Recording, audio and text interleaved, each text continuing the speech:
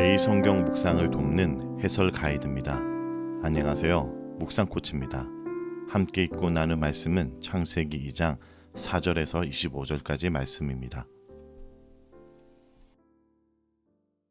오늘 묵상 본문은 1장에서 언급한 천지 창조를 이제 인간의 중심으로 다시 언급하고 있는 본문입니다. 창세기에서는 창조를 두 번이나 설명합니다. 1장부터 2장 3절까지 창조를 설명하고 2장 4절부터 창조를 다시 설명합니다. 이렇게 두 번이나 창조를 언급하는 이유는 강조점이 다르기 때문입니다.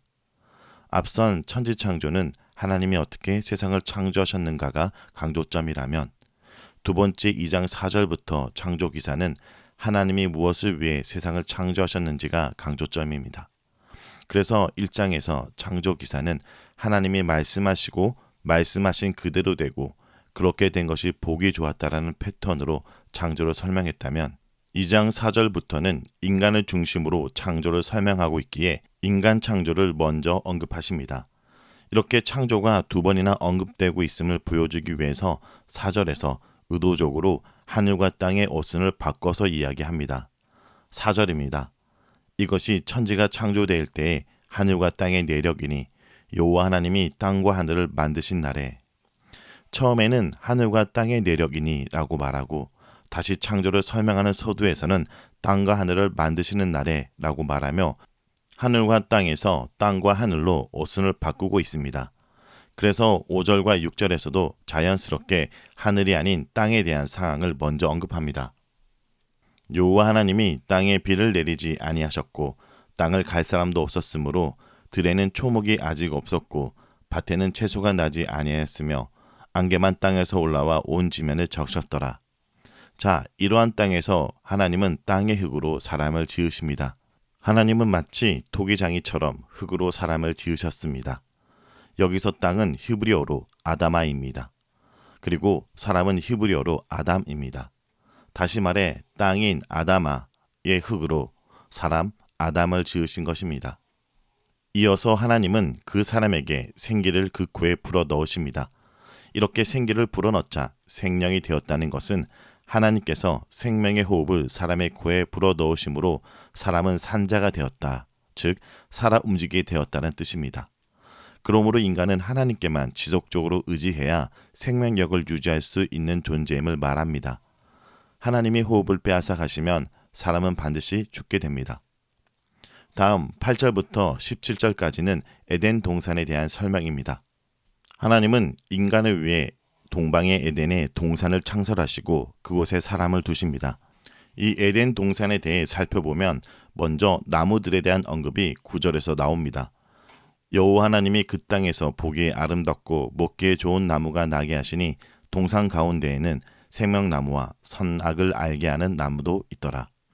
이 에덴 동산은 보기에 아름답고 먹기에 좋은 나무들이 많이 있었습니다. 그런데 동산 중앙에서 상징적인 두 나무가 있었습니다. 하나는 생명나무이고 다른 하나는 선악을 알게 하는 나무였습니다. 이로 인해 우리가 알 수 있는 것은 에덴 동산에는 선악을 알게 하는 나무가 아니더라도 보기 좋고 먹기 좋은 나무가 많이 있었다는 것입니다. 이것이 이후 3장에 일어난 선악을 알게 하는 나무를 먹는 인간의 타락 사건의 배경이 되고 있습니다. 그리고 에덴 동산에는 이런 나무들만 있는 것이 아닙니다. 에덴 동산을 설명하는 오늘 본문에서 나무보다 더 많은 비중을 차지하고 있는 것은 사실 강입니다. 나무보다 강에 대한 언급이 더 많이 나옵니다. 10절에 강이 에덴에서 흘러나와 동산을 적시고 거기에서부터 갈라져 네 근원이 되었으니 에덴은 네 강의 발원지입니다. 11절에 비송강, 13절에 기홍강, 14절에 히데겔강, 유브라데 강입니다. 히데겔은 우리가 흔히 아는 티그리스 강이고 유브라데는 유브라테스 강입니다. 하지만 비송강과 기홍강은 사실 정확하게 어떤 지역의 강인지 알 수는 없습니다. 중요한 것은 이 강들의 발원지가 모두 에덴이라는 것이고 비손의 경우는 금이 있는 하월라 온 땅을 둘렀고 그 땅의 금은 순금이고 그곳에 베델리엠과 호마노라는 보석이 있다는 언급을 하고 있습니다. 이렇게 에덴과 관련된 이러한 보석류와 순금의 언급은 먼저는 하나님이 세상에 풍성한 재물을 주셨음을 알려주시는 것과 동시에 에덴이 성막의 원형, 요한계시록에 묘사된 낙원의 모형임을 암시하고 있습니다. 왜냐하면 호마노는 성막 건설 시 대제사장 복장의 장식에 사용되었고 순금 또한 은금과 더불어 성막에 사용된 금속료 중 중요한 비중을 차지하고 있기 때문에 강과 성전의 연결점을 보여주고 있습니다. 자, 나무들이 있고 강의 발원지가 되고 있는 에덴 동산에서 하나님은 이제 인간에게 경작을 하며 지키도록 하십니다. 여기서 경작하며 지킨다는 것은 샤마르인데 이것은 양떼와 같은 대상을 돌보다는 의미가 있습니다. 하나님은 태초부터 사람에게 책임지고 수행할 일을 맡기신 것입니다. 더 나아가 하나님께서 인간에게 두 가지 명령을 주시는데 한 가지는 먹으라는 명령, 다른 한 가지는 먹지 말라는 명령입니다. 16절과 17절입니다. 여호와 하나님이 그 사람에게 명하여 이르시되 동산 각종 나무의 열매는 내가 임의로 먹되 선악을 알게 하는 나무의 열매는 먹지 말라. 내가 먹는 날에는 반드시 죽으리라 하시니라. 첫 번째 하나님의 명령은 생명나무를 비롯해 모든 나무의 가시를 얼마든지 먹으라는 것입니다.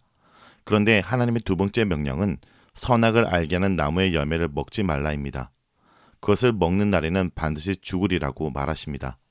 사실 이것은 선악을 알게 하는 나무 열매 그 자체가 죽게 하는 요소가 있다는 것을 말하는 것이 아니라 이 시험에 대한 사람의 순종 여부에 따라 죽고 사는 일이 결정된다는 것을 보여줍니다. 그 다음 18절부터 25절까지 내용은 아담의 돕는 배필, 하와의 창조에 대한 이야기입니다. 18절에서 처음으로 하나님이 성경에서 좋지 않다라는 말을 하십니다. 좋았다는 말을 빈번히 사용했지만 반대로 혼자 산다는 것은 좋지 않다라고 말씀하십니다. 여호와 하나님이 이르시되 사람이 혼자 사는 것이 좋지 아니하니 내가 그를 위하여 돕는 배필을 지으리라 하시니라. 여기서 우리가 오해하면 안 되는 것은 이것이 오늘날 독신이 좋지 않다라는 이야기를 하는 것이 아닙니다. 이것은 단순히 독신, 결혼에 대한 이야기를 넘어서 인간이 혼자가 아니라 함께 돕고 연합하는 공동체적인 모습을 보이는 것을 하나님이 좋게 여기신다는 것입니다. 그래서 하나님은 동물들의 이름을 짓는 일을 하는 아담에게 돕는 배필을 허락하십니다. 여기서 돕는 배필은 여자가 단순히 남자의 도우미로서 열등한 존재라는 것을 뜻하는 것이 아닙니다. 또 반대로 돕는 자가 도움을 받는 자보다 더 우월한 것도 아닙니다. 남자와 여자는 상호 보완적 존재로서 짝을 이룸으로 완전케 된다는 의미입니다. 그래서 하나님은 아담의 갈빗대를 취하여 화를 만드십니다. 갈빗대로 아담의 짝을 만들었다는 것은 동등하다는 의미입니다. 하와를 아담 위에 군림하도록 머리로 만들지 않으셨고 그에게 짓밟히도록 발로 만들지 않으셨습니다. 그와 동등하도록 그의 팔 아래 보호를 받도록 그의 옆구리로 만들었고 그의 사랑을 받도록 그의 심장 곁에 만드셨습니다. 이 갈빗대로 만든 여자를 보고 아담은 이렇게 고백합니다. 내 뼈 중에 뼈요 살 중에 살이라. 이 표현은 성경에서 최초로 인간이 한 발언입니다. 그런데 이 발언이 최초의 사랑 고백이자 서로가 하나라는 존재인식입니다. 그리고 이어지는 24절은 사실 이 본문에서 벗어난 일종의 여담입니다. 부모에 대해서 말하지만 이 최초의 인간들은 부모가 없었기 때문에 이것은 아담과 하와가 부모를 떠나서 혼인하고 독립하란 이야기가 아니라 남자와 여자가 서로 연합하여 한 몸이 된 부부는 독립적인 공동체로서 부모와 주변으로부터 분리할 수 없는 강한 결속력을 가진 연합이라는 것을 표현한 것입니다. 이러한 강한 결속은 서로를 향한 시선을 통해서도 알 수 있습니다. 25절에 아담과 그의 아내 두 사람이 벌거벗었으나 부끄러워하지 아니하니라. 서로가 온전히 연합과 결속을 통해 일체감을 가지고 있는 모습입니다. 이렇게 타락 전의 부부관계는 서로가 서로에게 그들의 모습과 치부를 부끄러워하며 감춰야 하는 상태가 아니었습니다. 자, 여기까지가 창세기 2장 4절부터 25절까지 내용입니다. 오늘 이 말씀을 통해 우리는 무엇을 묵상하고 적용해야 될까요? 첫째, 인간 창조는 하나님에 의한 창조였다는 것을 기억해야 됩니다. 하나님은 한 줌의 먼지 같은 흙을 가지고 우리를 만드시고 고귀한 존재가 되게 하셨습니다.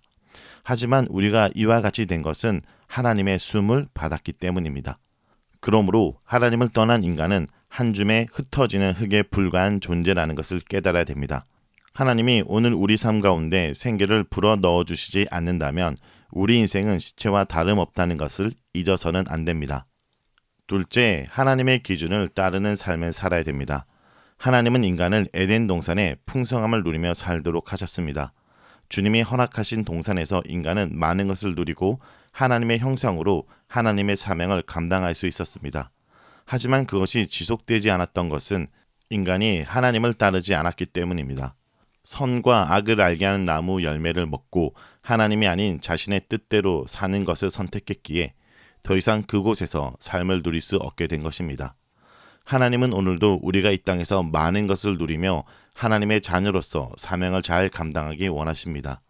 하지만 만약 우리가 하나님의 기준을 따르지 않는다면, 하나님이 아닌 내가 주인이 되어서 살아간다면 어떤 기쁨도 누리지 못하는 인생으로 쫓겨나고 쫓기는 인생이 될 것입니다. 셋째, 온전한 연합을 지향하는 삶을 살아야 됩니다. 하나님은 혼자인 아담을 좋게 보지 않으시고 돕는 배필을 지어주셨습니다. 하나님은 우리를 혼자가 아니라 함께 상호 보완적이고 의존적으로 살도록 만드셨습니다. 그러므로 타인을 인정할 때 온전한 사람으로 존재할 수 있게 된다는 것을 기억하고 오늘 하루 가정과 교회에서 온전한 연합을 이루어 나가길 기도합니다.